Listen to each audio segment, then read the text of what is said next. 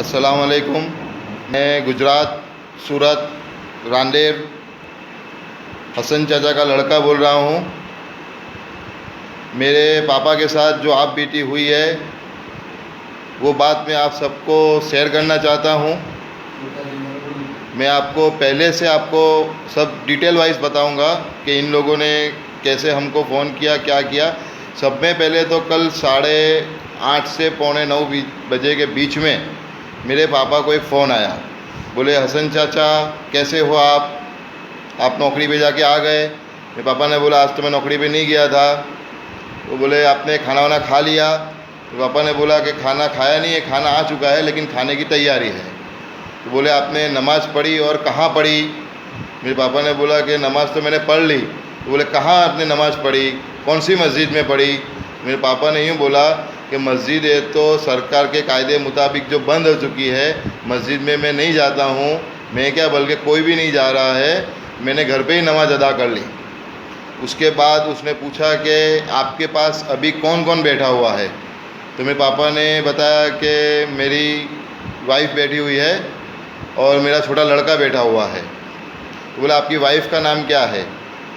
तो मेरे पापा ने बताया शरीफा नाम है। तो बोला आपके लड़के का नाम क्या है, आपके कितने लड़के हैं।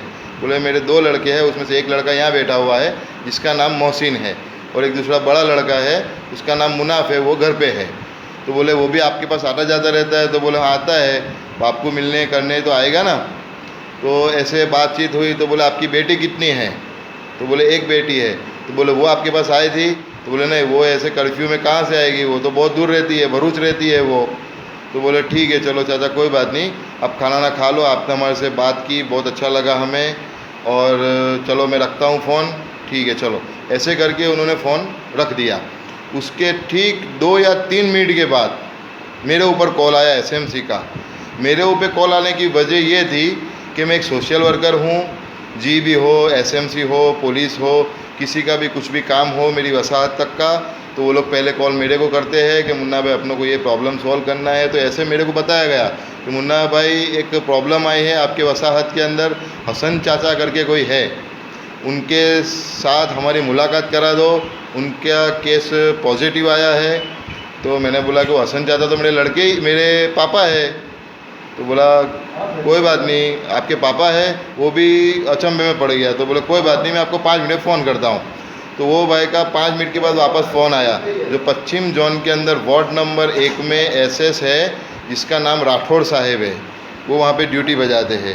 तो उन्होंने बोला मुन्ना भाई अपने को तुम्हारे पापा का एक टेस्ट लेना पड़ेगा, हमको थोड़ा गड़बड़ लग रहा है, तो उसके लिए हम आते हैं, एक डॉक्टर साहब को मैं लेके आ रहा हूँ, आप बहुत शोर शराबा करना मत, अपने शांति से नीचे टेकड़े पे आ जाना, मैं भी वहीं उनको लेके आऊँगा, अपने वहाँ जाके एक टेस्ट ले लेते हैं। मैं बोला कोई बात नहीं आ जाओ। मैंने उतने मेरे एक दोस्त को बुला लिया, हम दोनों दोस्त, फिर उसका फ़ोन आया 10 मिनट के बाद, तो हम लोग वहाँ पे पहुँचे। वहाँ पहुँचने के बाद हमने क्या देखा कि वहाँ पे तो एसएमसी की एम्बुलेंस आ चुकी है, बस आ चुकी है, और एसएमसी की और गाड़ियाँ आ चुकी है, और बहुत सारे अधिकारी उधर आ चुके हैं। टेकड़े से मैं रोड तक जाऊँ, वहाँ तक मेरे दोस्तों के 2-3 फ़ोन आ गए। मेरे दोस्तों के जो फ़ोन है उसमें से एक दोस्त का ऐसा लगा कि इसका फ़ोन उठाने जैसा है, मैंने उसका फ़ोन उठाया। मेरे को उसने बोला कि तेरे पापा का वीडियो वायरल हो रहा है कि तेरे पापा को पॉजिटिव आ गया। मैं बोला यार अभी तो मैं एसएमसी वालों से मिला भी नहीं हूँ, मैं पहले मिल लेता हूँ फिर तेरे को फ़ोन करता हूँ। ऐसे करके मैंने फ़ोन रख दिया। फिर हमने जाके उनसे मुलाकात की तो उन्होंने हमको पूरा बताया कि भाई तुम्हारे पापा का पॉजिटिव आया है, तुम्हारों को, तुम्हारे भाई को और तुम्हारी मम्मी को, तीनों को क्वारंटाइन होना पड़ेगा, और तुम्हारे पापा को एम्बुलेंस में ले जाके नवी सिविल में रखना पड़ेगा। तो हमने बोला कि भाई ऐसे कैसे तुम कहे और हम मान ले, हमको कोई रिपोर्ट तो बताओ। हमारी दरख्वास्त ये है कि हमको कोई रिपोर्ट बताया जाए। तो काफ़ी देर तक हम लोगों की लीगल तौर पे डिस्कस चली। हमने उनके साथ कोई आर्गूमेंट ज़्यादा नहीं किए, हमने सिर्फ लीगल तौर पे बात की कि हमको कोई रिपोर्ट आप बताओ तो हम आपकी बात सच माने। बहुत आधा पौना घंटा तक हमारी बातचीत चली वहाँ पे। तो उसके बाद वो भाई ने, जो एसएमसी के कर्मचारी थे, उन्होंने सिविल में फ़ोन किया और उन्होंने बताया कि भाई ये जो हसन चाचा के जो रिलेटिव है वो मान नहीं रहे, वो रिपोर्ट मांग रहे। तो उन्होंने वहाँ से फिर एक रिपोर्ट भेजा, जो कंप्यूटर के ऊपर स्क्रीन पे स्क्रीनशॉट भेजा, जिसके ऊपर सिर्फ 4 चीज़ें लिखी हुई थी। एक तो नाम लिखा हुआ था, एक उम्र लिखी हुई थी, एक पता लिखा हुआ था, और एक कोरोना पॉजिटिव लिखा हुआ था। मैं बोला इतने सी चीज़ पे हम कैसे मान ले कि भाई ये पॉजिटिव केस है। चलो एक काम करो, कोई बात नहीं, तुम ये चीज़ मेरे व्हाट्सएप पे भेज दो। बोले ये हम नहीं भेज सकते, ये प्राइवेसी है, जो भी रिपोर्ट होते हैं वो सब प्राइवेसी होते हैं। मैं बोला फिर हम कैसे मान ले। बहुत डिस्कस चली, उसके बाद भी फिर हम लोग ने बोला ठीक है चलो कोई बात नहीं, अपनों को कायदे के साथ में चलना है और अपने में कुछ है नहीं। मेरे पापा को भी कोई सर्दी नहीं है, बुखार नहीं है, खांसी नहीं हो रही है, ऐसा कुछ नहीं है, तो अपनों को जाने में क्या तकलीफ़ है। तो फिर मेरे पापा को एम्बुलेंस में भेज दिए और मेरी मम्मी को लेके हम लोग जो पोजीशन में आए हैं, मेरी मम्मी की जो पोजीशन है वो मैं तुमको बता रहा हूँ। देखो एक बार उनकी आँखों के हमने 4 बार ऑपरेशन कराई है। आँखों की कीकी जो है ना वो हमने 2 बार चेंज कराई है। उनको आँखों से दिख नहीं रहा है, पाँव से चला नहीं जा रहा है। हम उनकी कंडीशन तुमको बता रहा हूँ मैं। देखो ये बस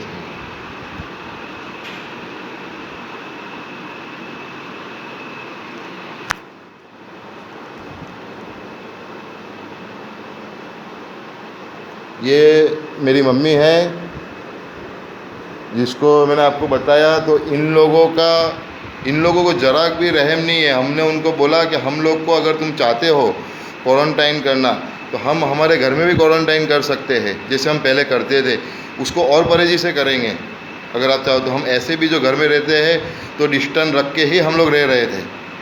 हम लोग कुछ ऐसे रहते नहीं थे, जैसे रहना चाहिए वैसे हम रह रहे थे, जैसे सरकार का आदेश है, जैसे बताया गया बीमारी से बचने के लिए, हम उस तरीके से ही रह रहे थे। उसके बावजूद भी ये लोग मेरे पापा को लेके गए, हम लोग को क्वारंटाइन किया गया है। हमारे को जहाँ पे रखा गया है वो वीर नर्मद के अंदर रखा गया है, जो हॉस्टल है। हमको यहाँ पे खाने पीने रहने की सुविधा बहुत अच्छी है। और मेरे पापा को अपने सूरत की नवी सिविल में रखा गया है और वहाँ पे उनको बहुत तकलीफ़ है। मैं हर घंटे में उनको फ़ोन कर रहा हूँ और साथ में हॉस्पिटल के जो भी डॉक्टर है मैं उनके भी कांटेक्ट में हूँ, उनको भी बार बार बता रहा हूँ। मेरे पापा ने मेरे को आखिरी में एक बात ऐसी बता दी कि जिसके ऊपर मेरे को ये वीडियो वायरल करनी पड़ी। मेरे पापा ने यूँ बताया कि बेटा मेरी तबीयत इतनी अच्छी है लेकिन मेरे को बीमार ये लोग ही कर देंगे। मैं बोला कैसे? बोले ये रूम इतना गंदा है, बहुत ख़राब है, कोई साफ़ सफाई नहीं है, कोई पूछने भी नहीं आता है। सिर्फ सुबह में रिपोर्ट लेके गए थे, मेरा ब्लड एक बार लेके गए थे और 2 बार शुगर की इन लोगों ने ट्राई की चेक करने की। और दूसरा ऐसा है कि मेरे पापा को वहाँ पे खाने की तकलीफ़ भी बहुत है, वो लोग वक्त पे खाना नहीं दे रहे। मेरे पापा ने कल रात को खाना नहीं खाया था, वो लोग आ गए थे, तो फिर रात को मेरे पापा ने वहाँ, हम लोग 10:30 बजे जैसे पहुँच गए, 10:30-11 बजे पहुँच गए होंगे, तो मेरे पापा ने खाना मांगा तो बोले चाचा आ रहा है। तो आधा घंटा राह दे कि नहीं आया, तो मेरे पापा ने बाद में बोला कि अगर आपके पास खाना नहीं हो तो एक बिस्किट का पैकेट मेरे को ला के दो, मेरे को चक्कर आ रहा है भूख से।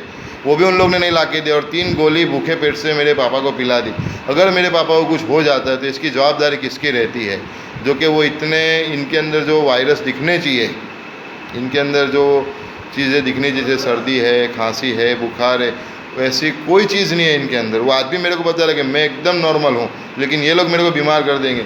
उनको वक्त पे खाना भी नहीं आ रहा है। मैंने प्रशासन तक भी ये बात पहुँचाई और यहाँ के जो अधिकारी है, डॉक्टर अधिकारी, उन लोगों को तक भी बात पहुँचाई, लेकिन ये लोग कोई सीरियस ले नहीं रहे। मेरी आप सबसे यही गुजारिश है कि आप लोग ये वीडियो अगर सच लगे आपको तो ज़्यादा से ज़्यादा शेयर करो।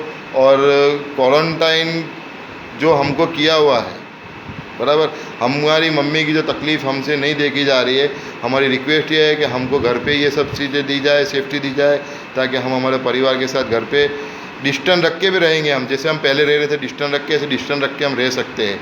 और हमको कल यूँ बताया गया था कि आपका भी रिपोर्ट लिया जाएगा सुबह में, और सुबह से 3 बार मैं इन लोगों को कह चुका हूँ कि हमारा भी तो कोई रिपोर्ट लो। क्या ये लोग राह देख रहे हैं हमको कोरोना हो जाएगा फिर रिपोर्ट लेंगे ये लोग? अगर हमारे रिपोर्ट के अंदर अगर पॉजिटिव आता है, नेगेटिव आता है, तो जो भी है हमको फिर आगे ट्रीटमेंट मिले या फिर घर पे जाने दो, जो भी रिपोर्ट आती है। तो आप हो सके इतना ये वीडियो वायरल करो, और अच्छा लगे तो करना। आपको अगर ये मेरी बात सच लगे तो आगे वीडियो वायरल करना, ठीक है? चलो, अस्सलाम वालेकुम।